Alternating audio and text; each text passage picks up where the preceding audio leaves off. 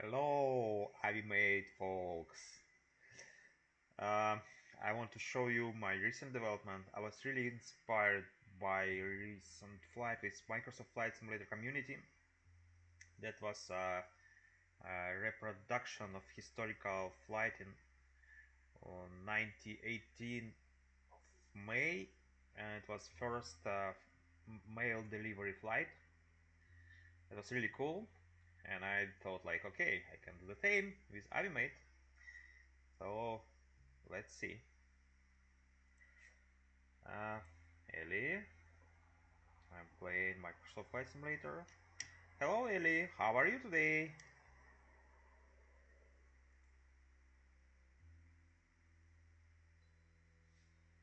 All systems are a go. Feeling ready for another adventurous flight. How about you? Ready to explore the skies today? Yes. Okay, I have this new button here. Like that.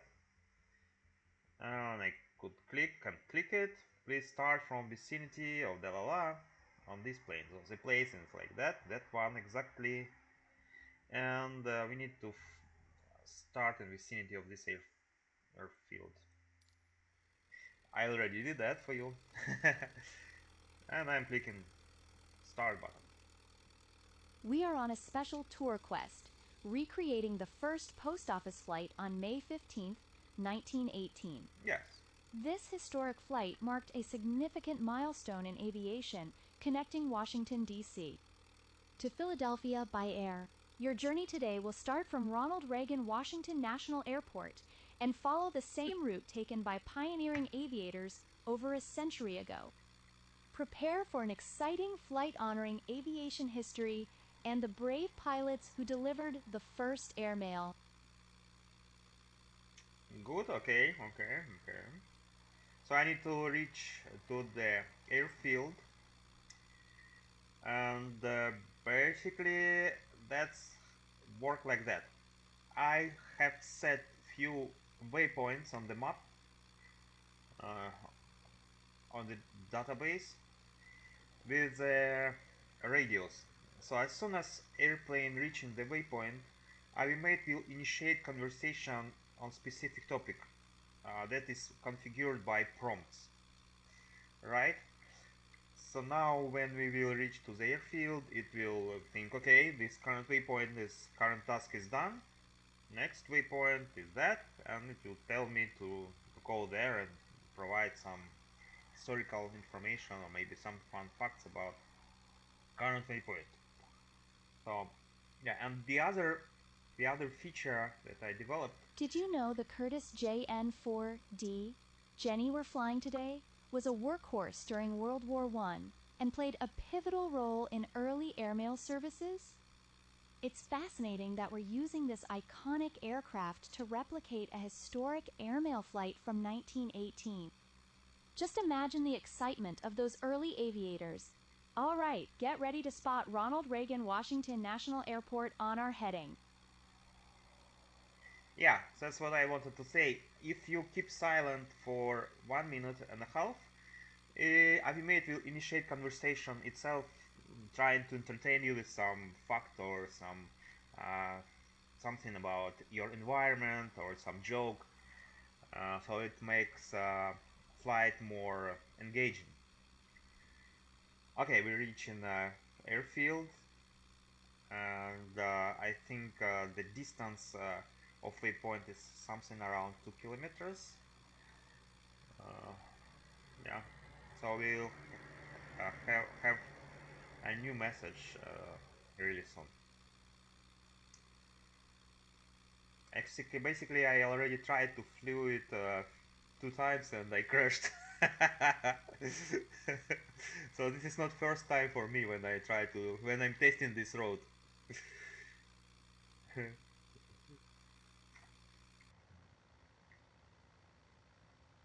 Did you know that the Wright brothers conducted their first powered flight in North Carolina at Kill Devil Hills near Kitty Hawk in 1903?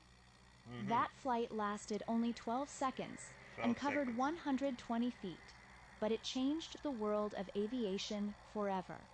Yes. Imagine the thrill and determination they must have had. It's incredible how far we've come since that historic moment. Congratulations on reaching Ronald Uh-huh. Reagan Washington National Airport. Our next waypoint is the Washington Monument, located approximately 9 kilometers from here, bearing 17 degrees. As we recreate this historic flight, it's worth noting the significance of the airmail delivered on May 15, 1918. The first pilots to fly this route were Major Reuben Fleet and Lieutenant George Boyle. They transported letters from Washington, D.C. to Philadelphia in an effort to prove the efficiency of airmail service, a groundbreaking advancement in communication during that era. Prepare for an exciting flight as we continue honoring their pioneering spirit. Could you remind me what is the next waypoint?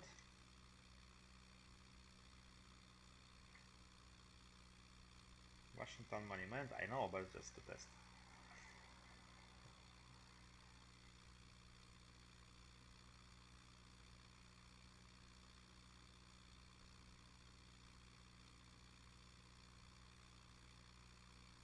Hello? Could you please remind me what is the next waypoint?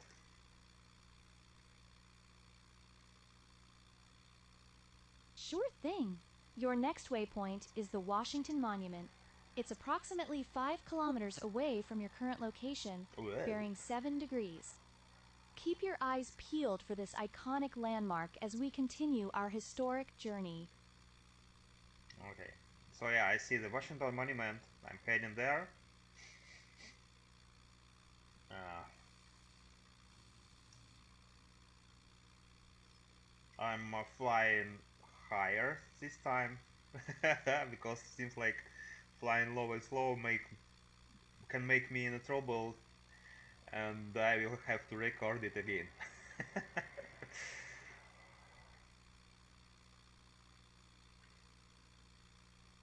Yeah, I want people maybe to give me some more ideas of what flight can be, what quests can be added to the AviMate.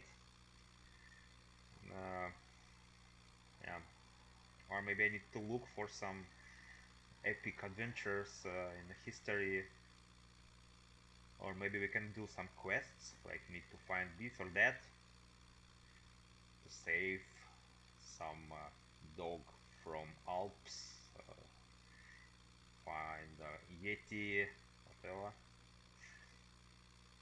It will be fun to make it.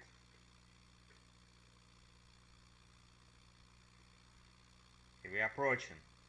This Flying Washington. over Washington, D.C., here's a fun fact.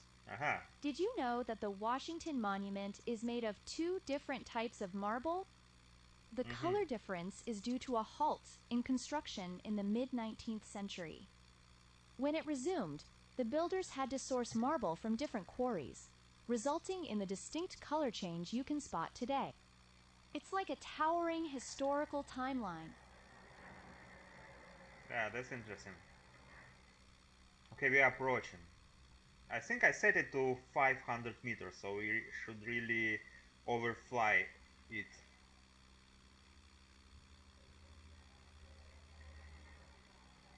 Woohoo! Please do not crash this time. Congratulations on reaching Yes! the Washington Monument.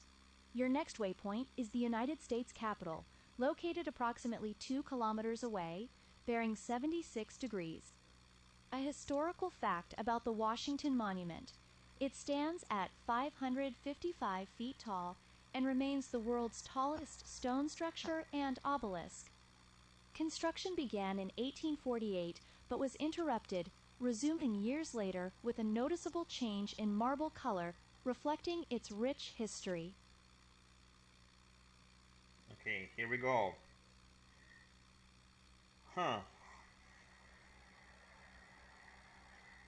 Maybe I need to add some UI improvement to show the next waypoint when you are doing the quest or next task. We will see.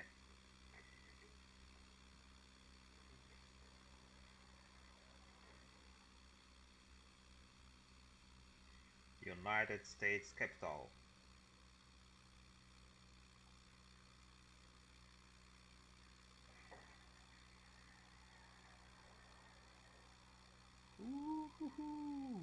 Congratulations on reaching the United States Capitol. Yeah.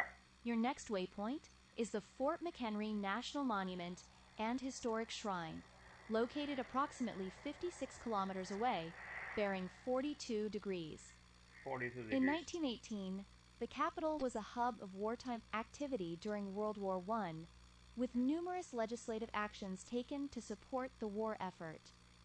This historic landmark continues to symbolize American democracy and resilience. Okay, and now I want to test how it will try to entertain me in this area, because as you can see there are not much stuff to talk about, just some buildings, private sector, roads, forests, not no many points of interest. So it should start trying to say something maybe about yeah, probably about my current flight, probably about waypoint, the next waypoint and previous waypoint. Yeah, and I will try also to ask questions to keep it interesting, like if I never asked it before. That I did a lot of times, but okay. I'm trying to pretend I'm using this application for first time.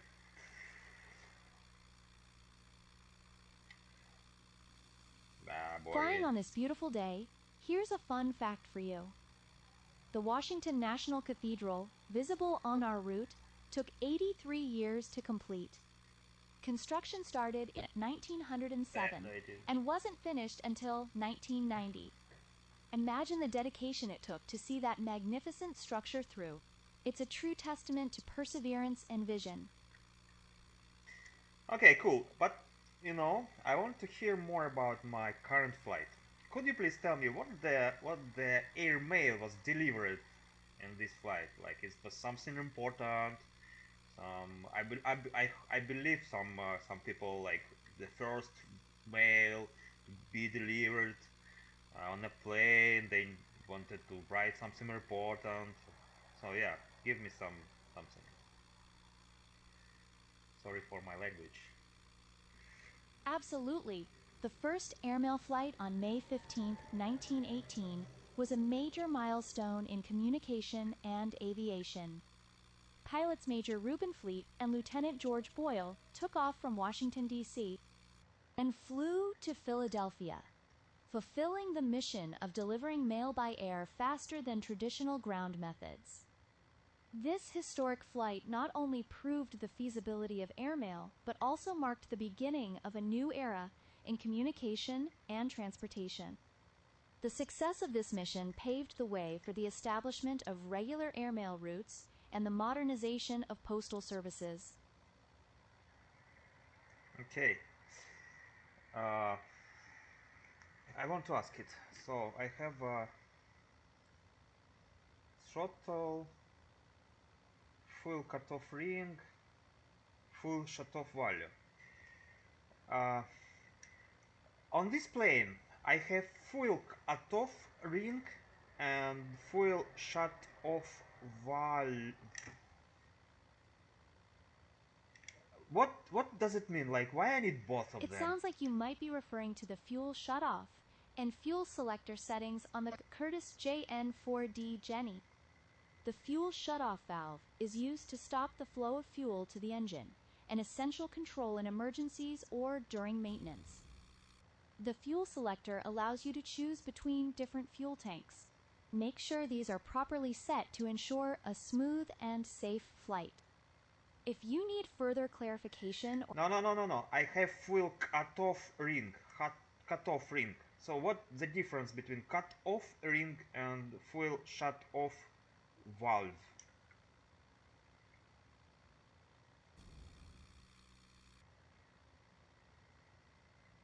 the term cutoff ring could be a misunderstanding or typo.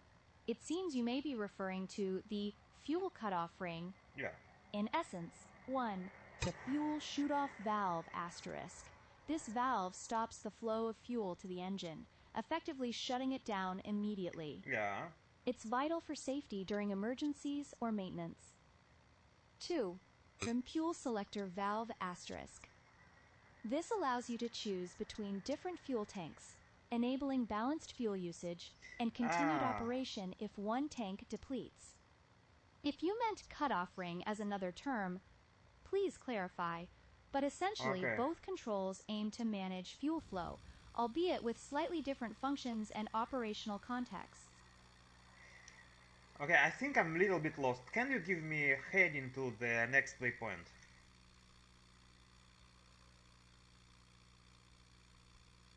Sure thing. Your next waypoint is Fort McHenry National Monument and Historic Shrine. It's located approximately 47 kilometers away from your current position, bearing 46 degrees. Keep an eye on your heading and maintain your course. You're doing great. Keep pushing forward. 46 degrees. Uh,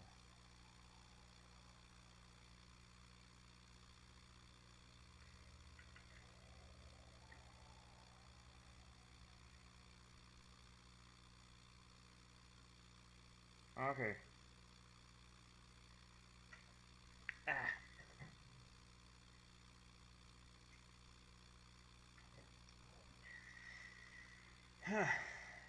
Okay, let's wait again to see what it can say about environment. I have wiki data connected. I have points of interests, airfields data, and also it has some its own context about environment. But honestly, I don't know even what to ask. Like, what that, what this, I don't know. Okay.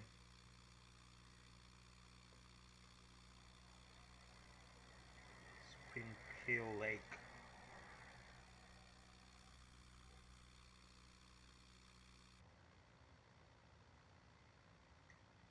Flying over this area reminds me of an interesting fact. The United States National Arboretum, which we're near, is home to the original columns of the U.S. Capitol. These sandstone columns were part of the Capitol from the early 1800s until they were replaced by marble ones in the 1960s. Mm-hmm. Now they stand proudly amidst a garden space, a little slice of history set in nature. Isn't that fascinating? Oh, yes, I could agree it's not like that. In my video записывал. That's Great! interesting. Let's keep moving forward with our historic flight. We're heading to Fort McHenry National Monument and Historic Shrine. Stay on course bearing 46 degrees, and you'll be able to spot it in no time. In no Let me time. know if you need any more information or assistance on your journey. Mm-hmm.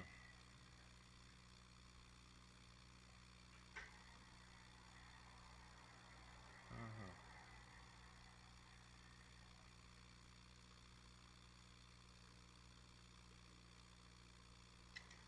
I want to ask you something. So imagine like this airplane in that age. Was it hard to be a pilot? And was it expensive like compared to how many people earn in that time? And including inflation, what would be the price for this airplane now?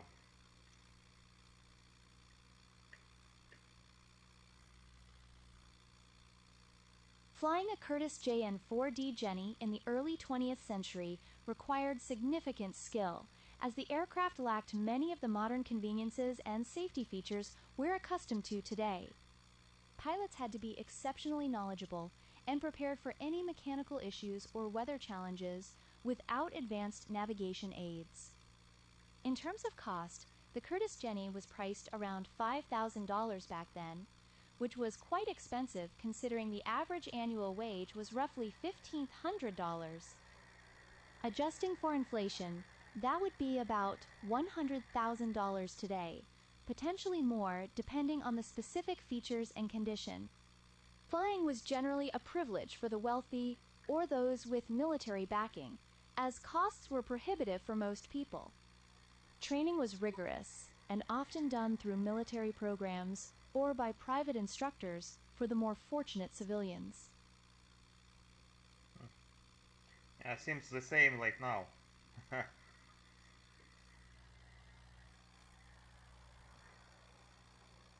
And do you know where can I see this plane? In some museum in Europe, because I'm living in Europe. In Luxembourg, probably, somewhat not far from Luxembourg.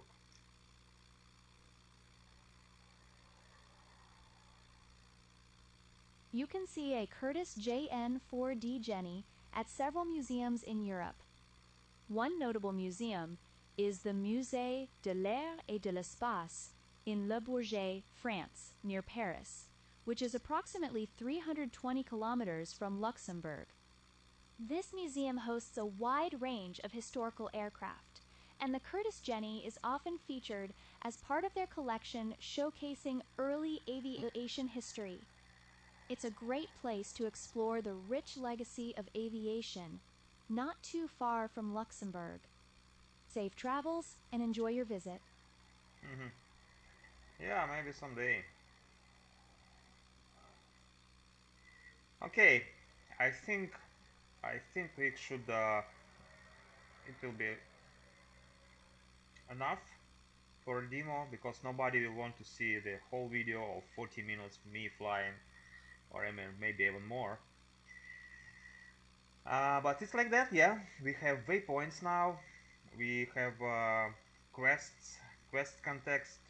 It can tell you many interesting facts and entertain you. It can initiate the conversation. Yeah. So if you need some copilot to make your flight more fun, uh, yeah, you will be able to test it really soon. Now Flying I'm through this area, here's a cool tidbit. okay. Did you know that Fort McHenry, our next waypoint, is the birthplace of the Star-Spangled Banner? During the War of 1812, Francis Scott Key witnessed the defense of the fort and was inspired to write the poem that would later become the U.S. national anthem. Just imagine the historical significance of flying over such an iconic landmark. Yes, iconic landmark. Okay, give me a lyrics for this. Yeah, tell me a lyrics for this anthem.